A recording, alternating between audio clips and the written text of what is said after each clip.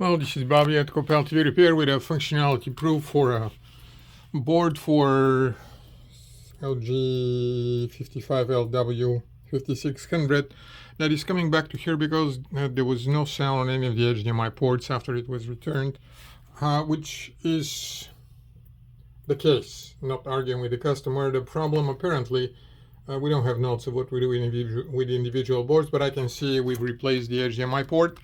And as we usually do, and it has been documented in other videos, we test with this simple, likely Chinese player that outputs simple video like this. And when we replace the HDMI selector IC, because all HDMIs are affected, we test that every single one of them outputs video and outputs sound very much like it does. And this is what the board was doing when I hooked it up for testing for it. However, because this has happened before, rarely, but it has happened. When I hooked up an Amazon Fire Stick, which is a more recent device and with a higher resolution, it did not have sound. The HDMIs were there, but indeed there was nothing going on. So what I did was I went to the, give me a second, let me see, that's right, yeah. I went to the system configuration menu of the LG, and it has those two options here for programming the ID. That's,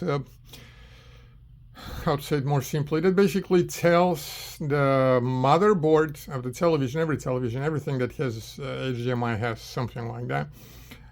It's a signature that tells the other device, the one that's being connected to it, what format of encoding the sound this device, in this case the television's main board, supports. And I know that we've checked that and they were configured like they should be, and they were. This is how I found it.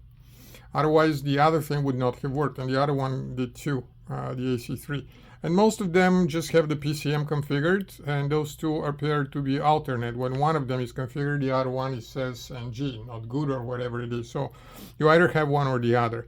Anyhow, what I did before going and searching on the board itself, by experience, I just switched to AC, and out of a sudden I got sound in the Amazon Fire Stick, and then I programmed it back to PCM, and I still have sound. Again, right now, that's what it is. The PCM is configured here. It says OK PCM, and give me a second here, find the exit. OK, and if I switch the remote and start the audio, or rather the video, you can hear the audio. And at this point, I tried that this works on two of the HDMI ports. The setting is global for all the ports. I have no reason to think that it's not going to work on the others. I am not exactly sure what is bugging. This is some sort of a weird configuration. Maybe the chip that we put in, they come from China. Nobody manufactures or offers new ones anymore. This is very old technology as far as the American distributors are concerned. So chances are it may have been programmed something. There was some misconfiguration, and we didn't catch it because, again, it didn't affect that guy at all. That guy just works like every time. Doesn't care, AC, not AC, probably lower definition. I don't know what is it, but there are some things that don't show up. But this is so much instant and easier to check, and there are so rarely problems with it.